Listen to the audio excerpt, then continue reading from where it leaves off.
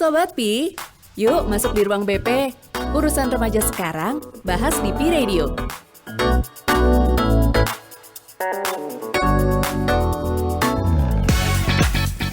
Masih bahas di PRadio.net Gaya Juara. Dan dosen-dosen juara nih barengan sama Tesya Putri. Ada Kang Lukman juga Bang Frans masih setia menemani. Dan sekarang masih banyak juga bahasan tentang perkuliahan. Karena kita suka masih bingung gitu. Aduh, kuliah jangan kuliah.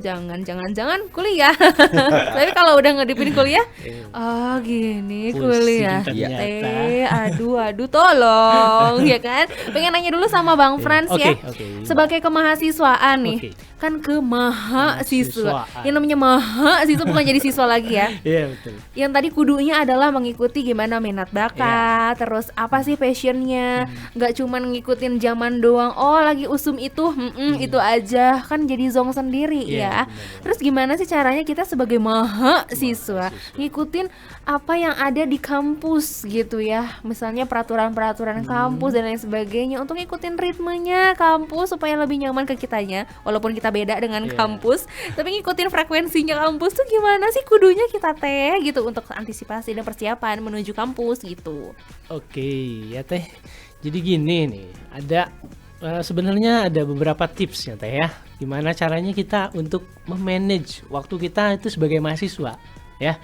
Biasanya tips-tips tersebut ya ini berupa tips ya. Mudah-mudahan nanti bisa membantu. Dimana kita tuh sebagai mahasiswa di awal tuh kita harus tahu gitu ya. Kita harus buat dulu yang namanya perencanaan yang baik gitu. Sebelum kita kuliah atau apa, kita harus buat dulu yang namanya membuat jadwal kegiatan kita itu apa aja. Jangan sampai jadwal kita itu kita malah terlena dengan ekstrakurikuler kita misalnya ya.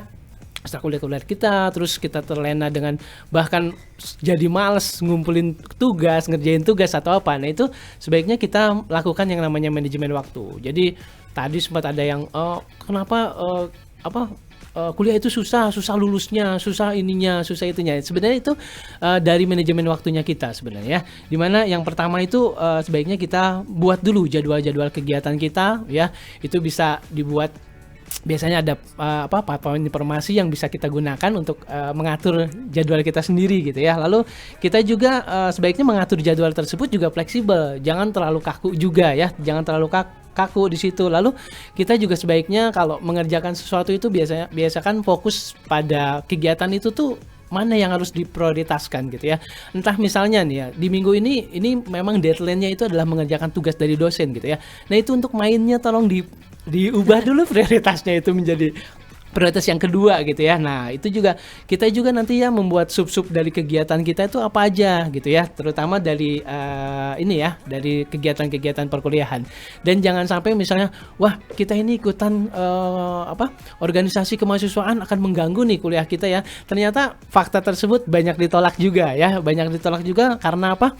Itu sebenarnya dari manajemen waktunya kita seperti apa, dan jangan menjadi alasan bahwa kita berorganisasi itu bahkan akan memperlambat masa studi kita ya.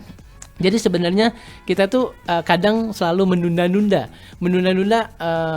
tugas kita gitu. Nantilah tugas itu kan pengumpulannya itu masih lama misalnya. Masih ada waktu nih seminggu lagi biasanya. Kalau saya mengajar itu biasanya saya gunakan satu Google Classroom gitu ya. Saya misalnya memberi tugas lewat online, jadi mereka mengerjakan tugasnya itu, lalu saya berikan due date-nya ya. Jadi kapan terakhirnya itu, misalnya terakhirnya itu di Minggu jam 12 malam. Nah itu biasanya mahasiswa tuh mepet ngumpulinnya itu benar-benar di hari Minggu jam 10 sampai jam 11 malam. Nah itu jam 12 kurang semenit lah. Jam 12 kurang semenit. Nah itu jangan juga kita tuh menunda-nunda hal tersebut. Lalu kita juga memang benar mengatur waktu tersebut. Di saat kita main aja gitu. Kita main aja, namun prioritas kita itu yang mana? Di saat memang tugas itu banyaknya, itu kita harus prioritaskan. Jadi intinya yaitu manajemen waktunya Teh ya. Manajemen waktu itu berarti kalau dari SMA SMK-nya sekarang udah banyak tugas, jangan ditunda-tunda dari sekarang ya. Nanti biar nggak keteteran pas kuliah, karena kuliah mah lowong sih ya, tugas 2 minggu lagi lah, atau sebulan depan malah. Tapi tiba-tiba mainnya kebanyakan, lupa ya. Oh iya ya kuliah, oh iya suka gitu ya. Apalagi kan sekarang kalau misalnya kita ada yang SKS-nya beda sama temennya, terus kelasnya juga beda sama temennya, moodnya juga rada-rada beda ya. Iya. Karena kalau sekarang itu kuliah nggak sewajib kayak dulu masuk jam segini, ini pulang harus jam segini. Nah. Sekarang malah ada komunikasi WhatsApp. Betul, Oke, masuk ya. bisa dikondisikan. Bapak Ya, dosen masuk jam jadwalnya, 8 sih harusnya, cuman ya udah jam 10 kita baru masuk. Sekarang gitu Nah, nggak sih, Pak? Kalau misalnya memang ada suatu hal yang memang dirasa ini, kita biasanya juga mengalihkan juga, tapi nggak terlalu sering sih, Mbak. Kalau Nggak boleh bentrok terlalu juga sering. karena sama jadwal dosen lainnya juga Padet gitu. ya. Padet juga. Karena Bu dosen sama Iya. dosennya padat, Betul. apalagi anak-anaknya Pak Nah, padat sama urusan main. Hangout sama teman baru ya. Iya benar, sama teman barunya. Kalau misalnya kita udah jadi seorang mahasiswa yang tepat waktu, dan pastinya dong dari sisi akademiknya ini kan sudah memberikan sesuatu rule dan sistem yang udah disesuaikan dengan kapasitas masing-masing ya Pak ya. Terus yang sekudu-kudunya nih kita sebagai mahasiswa, calon mahasiswa menghadapi beberapa mata kuliah yang gini, gimana sih Pak caranya supaya kita tuh tahu di mana kita harus menempati diri kita dalam si mata kuliah itu gitu. Oke, ini kan tidak lepas dari sebuah proses adaptasi ya dan pembelajaran. Misalkan dari hal yang kecil, dari tadi waktu. Pada saat SMA dengan ritme waktu yang flat yang sama, masuk jam 7, pulang jam 4. Tapi di kuliahan dengan berbagai waktu yang berbeda. Kadang masuk jam 7 hanya dengan SKS selesai jam 9 atau jam 10, masuk lagi tiba-tiba jam 3 dan lain sebagainya. Tentu untuk menghadapi yang namanya sebuah perubahan dan pengubahan, tiada kata lain adalah proses penyesuaian. Nah, penyesuaian itu berangkat dari apa? Yang pertama dari belajar. Kenapa harus belajar? Kata orang, kalau mau ingin belajar berenang, harus berenang. Mau belajar bahasa, berbicaralah. Mau belajar bernyanyi, bernyanyilah. Jadi mau nggak mau, semakin kita kenal dan semakin kita belajar, ritme adaptasi kita akan nyaman. Ah, pasti itu mah.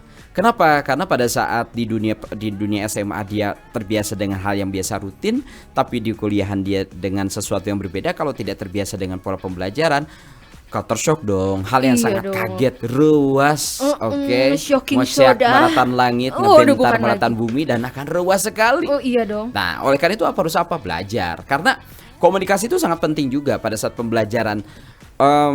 Pada saat dunia perkuliahan ada 3 domain. Yang pertama berbicara tentang mahasiswanya, orang tua, termasuk kampusnya. Termasuk mahasiswa dengan mahasiswa. Kenapa mahasiswa dengan mahasiswa bisa sama? Karena dia punya tujuan sama, respek yang sama, bekerja yang sama, efisiensi belajar, termasuk aktualisasi diri. Nah, ini harus digarisbawahi. Proses yang sekudu-kudunya apa? Saat dia mampu untuk bisa mengaktualisasikan diri dia. Dia sekarang menjadi mahasiswa, dia harus mampu untuk bisa memanage waktu. Tapi pertanyaannya, haruskah pada saat menjadi mahasiswa saja mengatur itu? Tentu tidak. Tadi kita balik lagi, belajar. Mulai dari kapan? Mulai penyesuaian pada saat SMA. Pada saat dia memasuki dunia perkuliahan, dia gak bakalan kaget lagi. Dengan ritme yang begitu banyak, dengan keaktifan yang begitu banyak, dia bisa mengatur waktu yang baik gitu. Belajar. Dan harus suka juga ya sama apa yang dikerjakan. Kalau udah suka mah jadinya kan enak gitu. Betul. Ya, untuk suka tentu perlu sebuah ikhtiar dong, perlu sebuah ekstra. Saya punya sebuah cara bagaimana menghadapi tercepat untuk menggapai mimpi adalah dengan cara kita tertidur. Untuk kita tidur harus dengan Iya apa? dong, bobo. Mandi dulu, bersih-bersih dulu, aktivitas dulu. Nah, kalau ditarik ke kehidupan nyata, saat mimpi kita ingin dicapai, otomatis ikhtiar kita harus banyak. Belajar, pengorbanan, dan lain sebagainya. Otomatis kita akan mendapatkan mimpi yang indah. Aduh, mau atuh menggapai mimpi yang indah, bantuin aku dong, Aka. Karena untuk mencapai itu butuh proses, harus juga mencintai proses itu Oh ya. iya dong. Cintai apa yang kita miliki, miliki apa yang kita cintai. Oh, wow. Itu universal deh kayaknya. Jadi kayak bisa dimasukin ke semua Iya jenjang dong. ya. Karena kalau semakin kita tidak mengenal, kita tidak mencintai, apalagi adalah dunia yang baru bagi teman-teman yang baru lulus SMA dengan dunia kekiniannya, pasti akan kaget banget. Antara dilema dan lo tuh ketemu. Kok biasanya aku jadwal tetap ya, sekarang berubah. Dengan teman yang berbeda, dengan ritme dosen yang berbeda, otomatis kalau tidak ada penyesuaian itu nggak bakalan bisa. Ibaratkan air dengan minyak, kata orang nggak bisa bersatu. Tapi menurut saya bisa, satukan dalam satu mangkok mie akan memiliki cita rasa yang berbeda. Tambahin sama kuah-kuah yang luar biasa ya. Biar Ada karena hujan bawang, cuacanya ya. tarik selimut ya kan. Itu dia. Oh ya ampun, baper aku jadinya. Apalagi sekarang lagi mendung-mendung manja di luar hujan, masak mie instan. Dan hari ini hari Jumat Teh, aku Oh, punya iya. singkatan. Apa Jumat tuh? itu jujur makin semangat. Wow, kita harus jujur biar makin semangat. Karena apa? Gaya dan juara. Wow, di www.firmedia.net.